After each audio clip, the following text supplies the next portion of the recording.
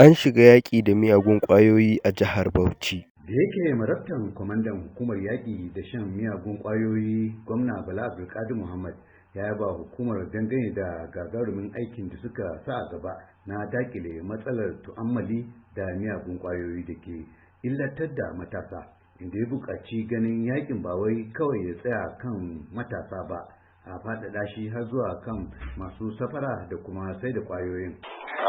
Mun musu godiya bisa hoɓɓasa da ƙoƙari da suke yi na cewa suna yaƙi da gaske da masu amfani da miyagun ƙwayoyi da sauransu, wanda yake kawo taɓarɓaran tsaro da kuma tarbiyyar yaran musamman ma matasa a cikin garin Bauchi da sauran wurare. Nan garin muna da 'yan sara suka, Azare muna da 'yan boda, Misau muna da irinsu.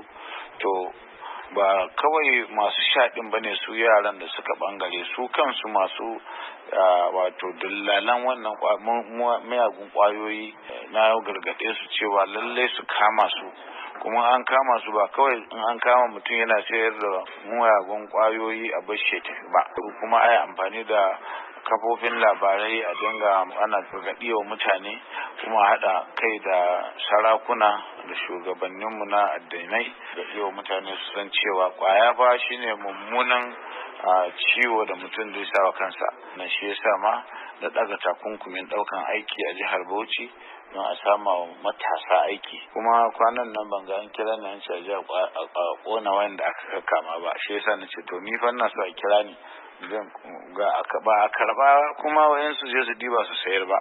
Da yawanci mutane suna da korafi, ana bugo min wayoyi cewa ga abin da yake faruwa, to amma ka san ba za ka gaya musu komai a fili ba tunda su ne ma'aikatan, amma su ma suna kokarin su.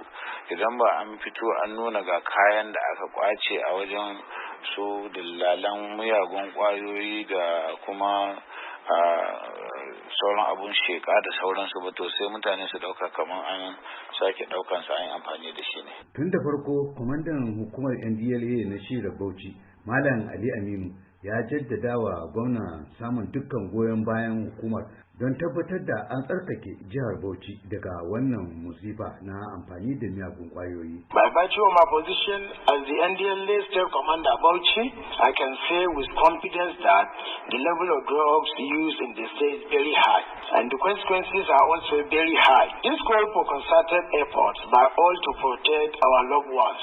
Ya ci gaba da cewa a matsayinsa na kwamandan hukumar Bauchi, ina shaida maka yawan tu'ammali da muggan kwayoyi a jihar ya ta'azzara. Wannan yana nuni da cewa matsalar a jihar tana da ban tsoro. Hakan na buƙatar kowa da kowa ya ba da gudunmawa don kare abin da muke ƙauna. Wani mahaifi ya yi na'am da wannan yunkuri da gwamna Bala Abdulkadir Muhammad Kauran Bauchi ya ɗauka na haɗa hannu da hukumar NDLA don yaƙi da tu'ammali da miyagun ƙwayoyi.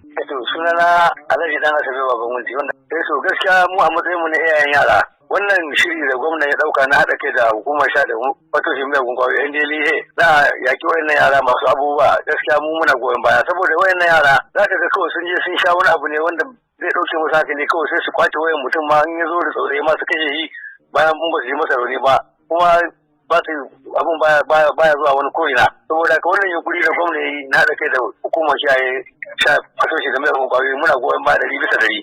Allah ubangiji kuma ya taimaka ya bashi sa'a. Wani uba kenan da ke bayani dangane da wannan yunkuri da gwamnan Bauchi ya dauka na hada hannu da hukumar yaƙi da shan miyagun kwayoyi. Abdulwahab Muhammad, wurin Amurka daga Bauchi a Najeriya. Ma sauraro kada dai ku manta ku danna mana subscribe, kana ku danna mana ƙararrawa domin samun shirye-shiryenmu da zarar mun ɗora.